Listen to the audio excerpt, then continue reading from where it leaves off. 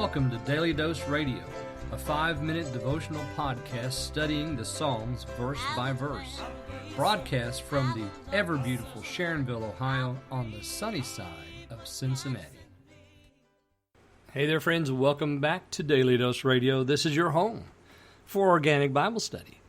And this week, we catch up with our heroes. Last time, we left our heroes in Egypt. Joseph actually was in Egypt. And the king brought him up out of the prison house and set him over his princes and his senators. And everybody was dancing to a new drummer. That was Joseph. We've been in Psalm 105 now for a week, and we're going to conclude Psalm 105 this week with the second half. But what we're going to find out today is the other part of the history. So remember that remembering is the key word here. We started remembering back in the first part of Psalm 105, and we're going to keep remembering all the way through here to the end of this particular psalm. And the things we're remembering are their history, what God has done.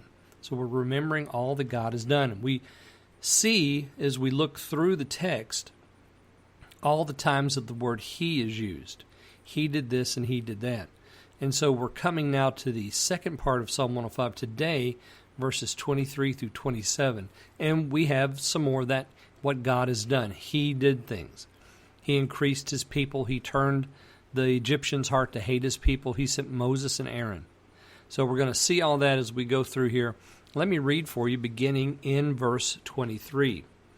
Israel also came into Egypt, and Jacob sojourned in the land of Ham. He increased his people greatly, and made them stronger than their enemies. He turned their hearts to hate His people, to deal subtly with His servants. He sent Moses His servant, and Aaron whom He had chosen. They showed His signs among them, and wonders in the land of Ham. Two things we have here, designations of places, and that is the land of Ham used twice. Jacob sojourned in the land of Ham, and then we have that God did wonders in the land of Ham. Of course, you realize that we're talking about 430 years that passes between verse 23 and verse 27. So that's how quickly history can change. He took Jacob down to the land of Ham, and we go back to Genesis chapter 10, verse 6 and following, we find out that Ham, the son of Noah, was the progenitor of the Egyptians, of the Canaanites, and many of the other people groups that are in that area. And so when it says the land of Ham, we're remembering the son of Noah, who when scattered from the flood, ended up here in Egypt, and his children populated that area of the world. 23 says Jacob sojourned there. So we're not using Jacob as a moniker for the people. We're using Jacob as the name for the man, Jacob. He went down into the land of Ham. Israel came into Egypt. So we have both the names of the fellow who was the father of the nation of Israel. He increased his people greatly. Now, he's not talking about Jacob there. This is the Lord. He increased His people. The Lord's people are being increased. He promised to make them a mighty nation. He promised that to Abraham and made them stronger than their enemies. He turned their heart. Now, we have a switch here, don't we?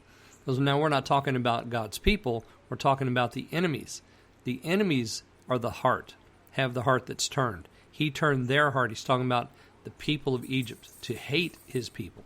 So He increases His people, and then He causes His people to be an object of hate, to deal subtly with His servants. So in their heart, there you have this hate that God's generating, and subtlety to deal with them. So they're not dealing justly or kindly with them. Verse 26, He sent Moses His servant and Aaron whom He had chosen. So God puts His people in Egypt. He creates the condition by which they're going to be harassed by the Egyptians.